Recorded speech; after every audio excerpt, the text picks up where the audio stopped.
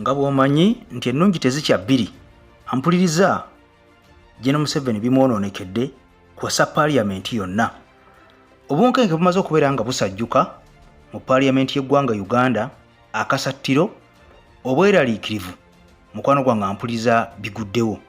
Kakati nja kusaba n'omwebe firiyo eno sooka ogimpera ekigalo mukwano gwange ampuliriza. Ompyo subscribinge okonene kade tubeere nga tutambula ffenna mu lwogooto lwa waka. Nze maze okuteekako galubindi okubeera nga tolontoka mu nsonga zino. Kati wulira, obunkenke bumaze okubeera nga bweyoleka waliri mu paaliyamenti y'eggwanga Uganda okusinziira ku mawanga ga Bulaaya kye gaasuubiza. Njagala nnyo ojjukire tinajja kukolera obutambi wano ku AKTV nga eggwanga erya Amerika bwe lyalayira ne likomba ne kwebaza eriibwa eriga nti bwe musayiningire etteeka ly'ebisiyaga ampuliriza mugenda kubeera nga mukajjuutuka mu Uganda okutandikira ku mukulembeze w'eggwanga. Kakati bano abasajja baali tebasiika binyomo era kye bayogerako ampuliriza kitandise okubeera nga kituukirira, kubanga olunaku olwaleero Speaker Anita Annette Among amaze okubeera nga akomba ku bukaawo bw'abali b'ebisiike. Wenjogerera essaawa zino ng'amaze okubeera nga ateekebwako envumbo oba bbaani tagenda kuddamu kulinnya mu ggwanga lya Amerika. Ensonga lwaki? Ate si ye yekka obugendedde okubeera nga buziba n'eggwanga erya Bungereza nga nalyo limaze okubeera nga likikoonamu nti n'ewaabwe taddayo. Gye bwakeeredde yabadde Amerika yokka, kubanga ono yamaze okubeera ng'afuna ne email okuva leero ku embassy ya Amerika ng'emuga nti ekitiibwa visa egenda mu Amerika toddamu kwetawaanya, bw'onaba ng'oyagala okuwummulako genda Mbaale, genda Bugiri, genda Kaseese, naye mu Amerika tumaze okubeera nga tukusazaamu. Kati gye buzibidde nga n'eggwanga erya Bungereza limaze okubeera nga lyegatta ku Amerika okubeera nga lifuumula sipiika ono obutaddamu kubeera mbu munnange ng'alinnya ettaka kigere ku ttaka lyabwe. Munnange kiki ekireetedde bino byonna okubeera nga bibeerawo nti eggwanga erya Uganda lyamaze dde okubeera nga lisayininga etteeka ly'ebisiyaga nga liyita mu mukulembeze w'eggwanga amanyiddwa nga Tibahabulwa.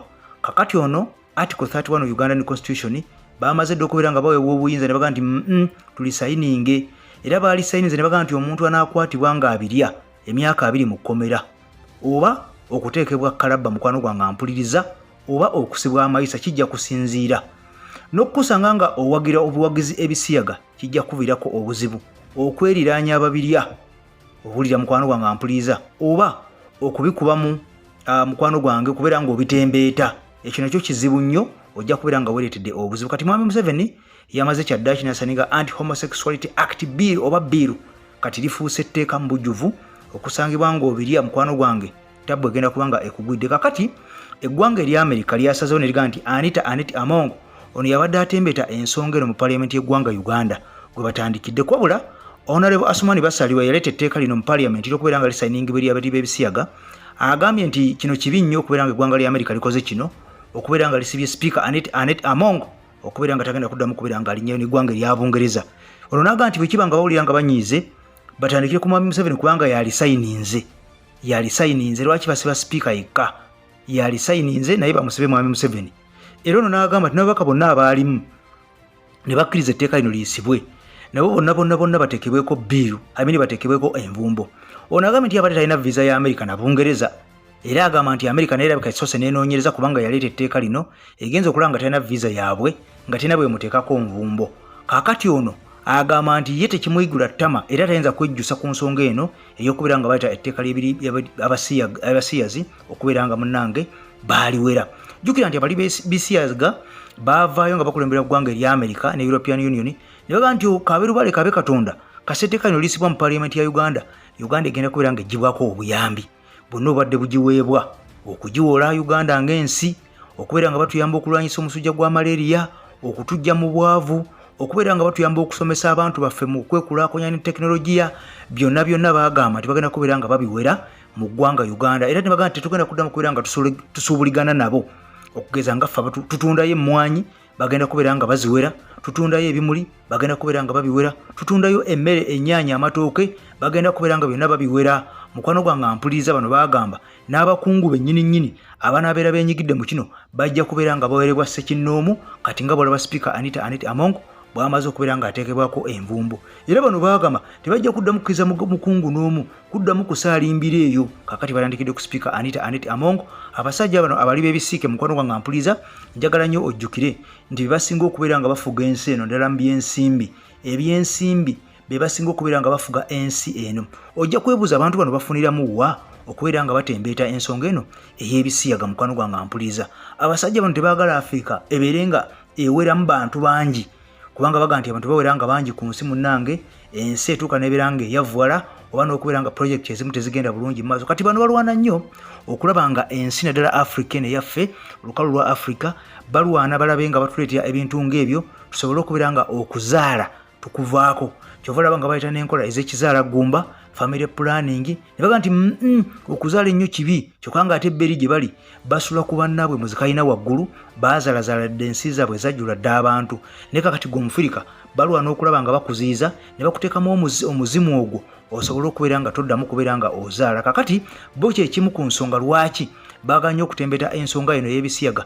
Era kakati mukwano gwange ampuliriza, mu Uganda okusanga ng'olya ebisiyaga emyaka 20 gimaze okubeera nga girangirirwa mu kkomera, oba okusiba amayisa nga toliddamu kubeera ng'olaba ku njuba, oba okubeera ng'oteekebwa kalaba, kijja kusinziira kubanga ekikolwa kino kyerambise nnyo naddala mu baana abato ng'abantu abakulu ate bakikola abaana abato. Kakati kino kiviriddeko okubeera nga paaliyamenti eno enyweza n'emyumyulira ddala mu tteeka lino, kubanga okusinga boonoona baana bato, boonoona mijiji mito. Kakati ensonga munnanga ampuliriza lwakubanga eviiriddeko Speaker Anita Among okubeera nga emuzalidde ebitukula makayi byazaalira ku nsiko. Kakati ono takyaddamu kubeera nga yeetaaya mu ggwanga eri Amerika yadde okulinnyayo ekigere ekimu yadde e Bungereza balayidde nga n'obukubakuba butonyerera ne baga nti tukugumaze tukugobye ne waffe todda. Ampuliriza ekintu kino owulira nga ekyokusaaga naye kigenda kubeera nga kisajjuka, kubanga Amerika eno amawanga geetegerera mangi nnyo naddala ago agali ku lukalu lwa Bulaaya. Kyova owulira nga bakugamba nti eggwanga eri Amerika n'eminywanyi gyayo.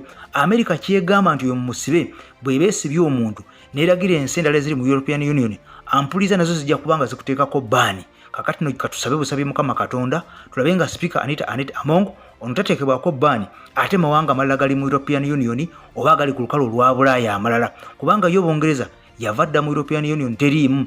Naye kakati waliwo amawanga amalala agatambulira mu lubu olwo olumu n'eggwanga eri Amerika, nga Amerika kegamba nti kino bali bavunda mavunamire baga nti muzeeyi kyogambe tetuugaane. Kakati Speaker Anita Among yamaze okubeera nga akubwa ekijji, bamutaddeko ekibaati akasente ayina kaliira wano ku Lake Victoria oba River Nile wali eri ejjinja ku mugga Nile, n'abeera nga munnange yo gyasikira ku mpewo. Naye eby'Amerika bamugaa nti eno todda, okujjako ng'etteeka eryo mulirowoozezaako ne musobola okubeera nga muli lifutinga. Jjukira omukulu amanyiddwa nga Andrew Mwenda ono yavaayo nti bwe muliyisiza bwe muti ngenda genda mu kkooti ampuliriza mbawawaabire kabajjuutuke ako ke mubeera nga munnange muteekawo amateeka gano okubeera nga abantu abamu bamalako eddembe lyabwe. Onaga nti malako abantu abamu eddembe lyabwe. Kakati ono yayogererawo mu butongole naga nti kemugeza ne muliyisa aganyabo genda mu kkooti mbaguleko omusango mbawawaabire